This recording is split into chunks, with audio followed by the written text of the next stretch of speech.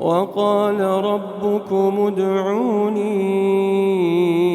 أستجب لكم إن الذين يستكبرون عن عبادتي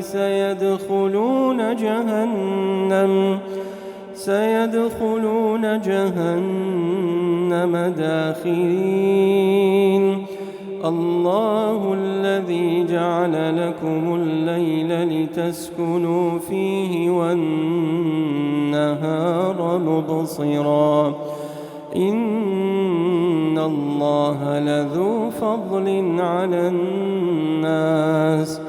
ولكن أكثر الناس لا يشكرون ذلكم الله ربكم خالق كل شيء لا إله إلا هو فأنى تؤفكون كذلك يؤفك الذين كانوا بآيات الله يجحدون الله الذي جعل لكم الأرض قرارا والسماء بناء وصوركم فأحسن صوركم ورزقكم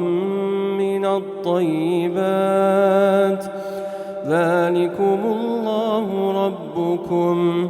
فتبارك الله رب العالمين هو الحي لا إله إلا هو فادعوه مخلصين له الدين الحمد لله رب العالمين قل إني نهيت أن أعبد الذين تدعون من دون الله لما جاءني البينات من ربي وأمرت أن أسلم لرب العالمين الله